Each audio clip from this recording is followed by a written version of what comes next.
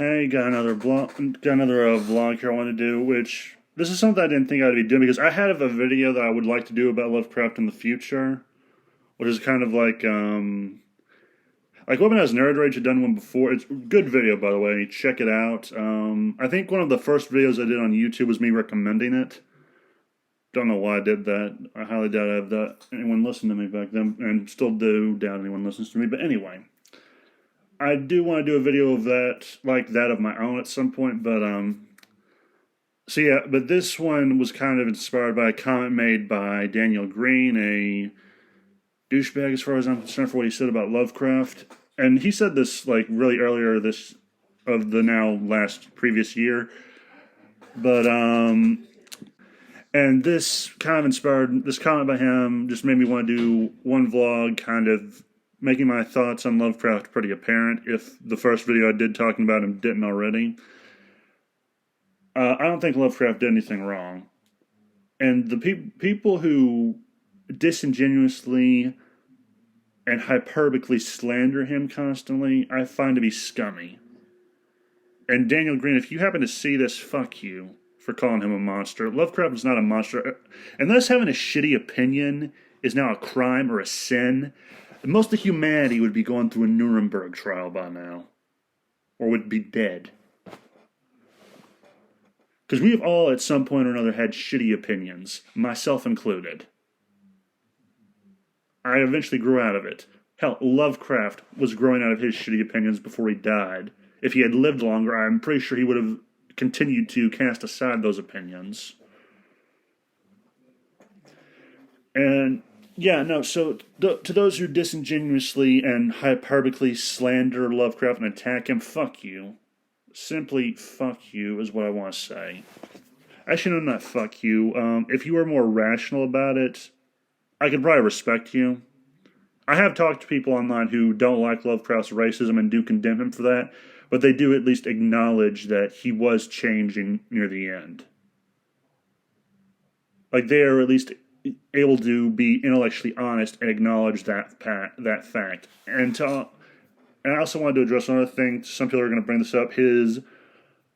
I think it was a poem or a short story he made about black people. Yeah, I'm pretty sure when I learned about that, that wasn't found until after he died. No, I'm fairly certain it was after he died. So he had no intention of ever publishing that, as far as I know, to my knowledge. And so, yeah, he had no intention, as far as I'm aware, and I'm going to be looking this up after I get done with this, because this is just something I realized as I was making the video, or this audio log. He had no intention of that being known, so he kept it private. It was not found until after his death, so what's the problem there? And anyone who acts like he had some kind of gender problem, he was fine with women working outside of the home. Weaponized Nerd Rage pointed this out, and I found it very interesting. Was there were women he actually tutored, and who wrote works of fiction in the Cthulhu mythos. He gave them his blessing to do it. Hell, he was friends with people who had very different beliefs than him. Robert E. Howard is probably the most prominent example. From what I hear, Robert E. Howard was kind of like a feminist of his time, or I guess close to that.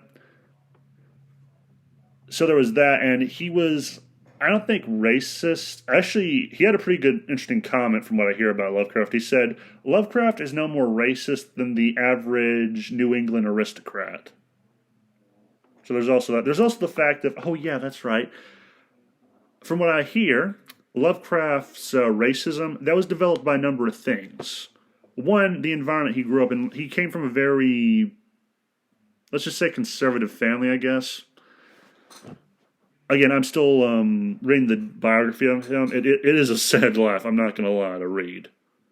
Like, I can't decide who had a worse end, him or his dad. No, definitely Lovecraft. His dad's pretty close, though. Anyway, there was that, and the fact of what science told him at one point in his life was fact. So these two things contributed to him to having certain views we would not find kosher today. And when science no longer backed up his beliefs, he discarded those beliefs by a certain account. So, and I do find it kind of annoying that people who attack Lovecraft, I highly doubt they took the time to do the fucking research on him. I'm sort of guilty on this, but because all the information I'm giving you is secondhand or third hand. But maybe this is an opinion, and I think it is really insufferable how much shit Lovecraft gets. The man was born in the 1890s. What did you expect?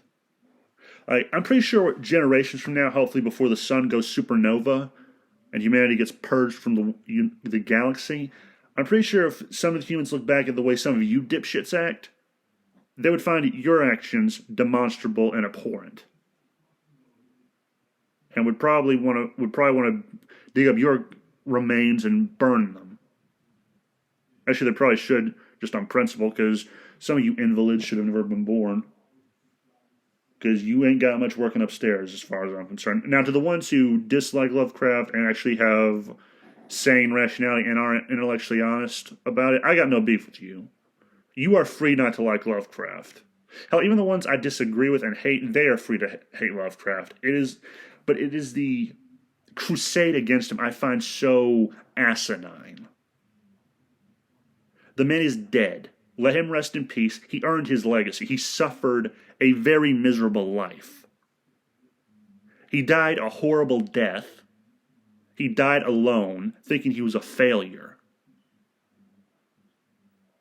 And if you don't believe me, go read his letters. I know that's a tall order, but yes, get off your asses and read his letters near the end of his life. You will probably get an idea of his mental state. It's just depressing. You would think God would show him some leniency in death, but I guess no. No, I guess not, because this guy, let me think. He barely knew his dad. His dad died in Butler Hospital. His mother died in the same Butler Hospital of a botched gallbladder transplant. Dealt with suicidal thoughts at various points in his life. His best friend, Robert E. Howard, killed himself. Imagine that. You battle with suicide at various points in your own life, and you have this friend from Texas you'd never met in real life, but you really enjoyed exchanging letters with. And then one day, you get a letter from Texas, but it's not your friend. It's your friend's father, who's telling you that your best friend put a gun to his head and pulled the trigger. I don't know about you, but I would have been pretty depressed at that point if I was Lovecraft. And somehow he did not kill himself. Don't know why. Oh, actually, there's a reason why. At one point, he did walk up to a bridge and was at the precipice of jumping, ending himself. But he realized, there is so much about the world I do not know, and if I kill myself, I will not ever get to learn it. His own curiosity saved him.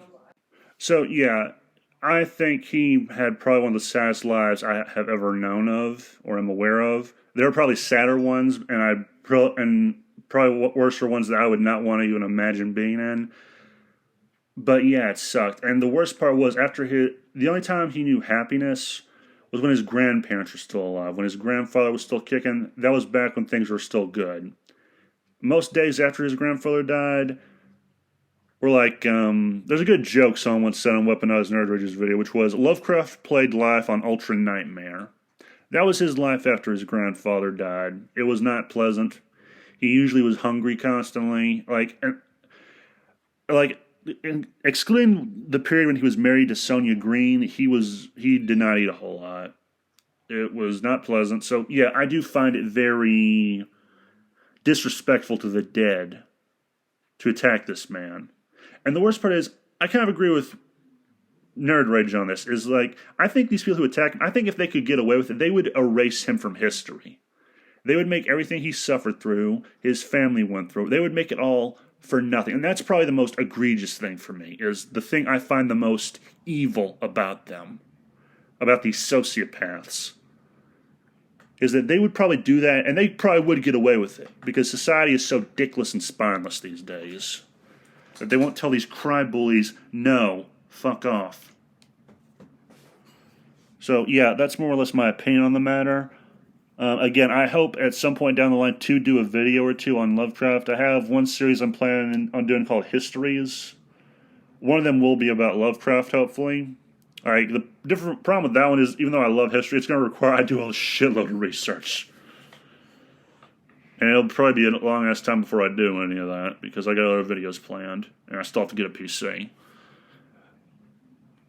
But, another aggravating thing for me is, I think this comes down to the fact of, I come from a generation of retards who think they're the smartest person in the room, and they know better than everyone, and they are morally superior to everyone from the past. That's probably the most aggravating thing also, or among the most aggravating things about this shitstorm is,